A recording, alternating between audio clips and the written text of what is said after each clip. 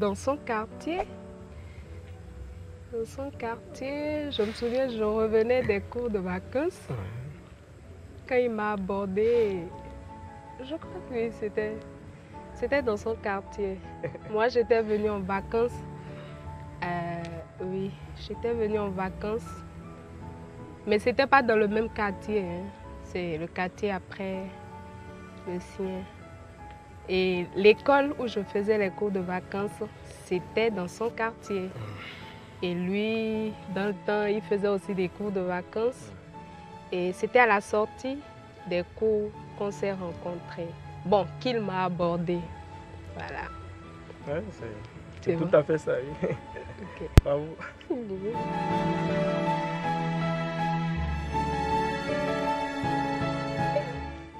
J'adore les frites.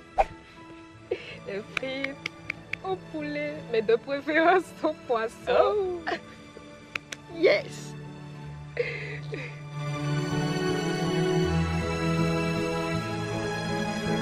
Wow, ça c'est une grande question. Je dirais qu'il y a beaucoup de choses. Premièrement, la toute première chose que je recommanderais, c'est le dialogue. Il faut que les couples apprennent à discuter, à échanger. Et même lorsqu'il y a des différends, il faut apprendre à se retrouver, chercher toujours à se retrouver à travers la discussion, les échanges.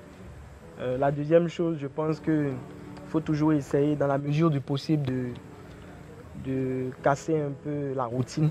Voilà, de briser un peu tout ce qui est routine. Des fois, se lever sur des coups de tête et se dire, bon, aujourd'hui on sort, on va se faire un petit resto. Ce week-end, on va à la plage, on va prendre de l'air, changer d'air. Je pense qu'il ne faut pas à un moment ces situations et tout pour donner un peu de piquant dans la relation. Et puis, en troisième position, je dirais Dieu. C'est très important. Il doit venir. Voilà, donc, bon, ok. Et elle dit que Dieu doit venir en première position. Ok, d'accord. Oui, parce que toute relation qui se base sur Dieu, sur sa parole, il y a beaucoup plus de tolérance.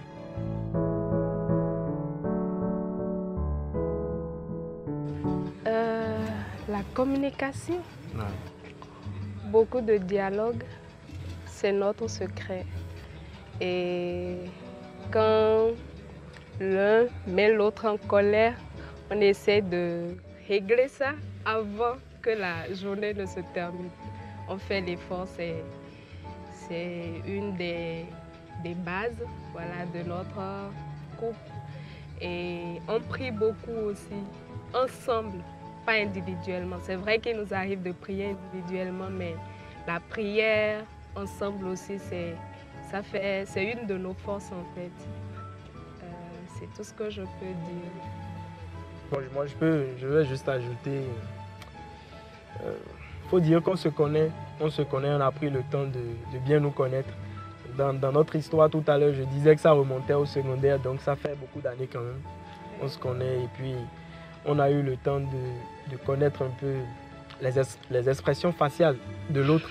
Et puis voilà, quand il y a certaines expressions qui font surface, tu sais déjà qu'il y a un souci, il y a un problème et puis on essaye toujours de trouver la bonne façon pour aborder le sujet et puis pour résoudre le problème au plus tôt.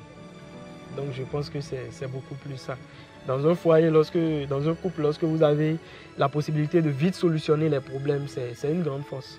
Je pense que c'est une grande force. C'est ce qui fait notre force.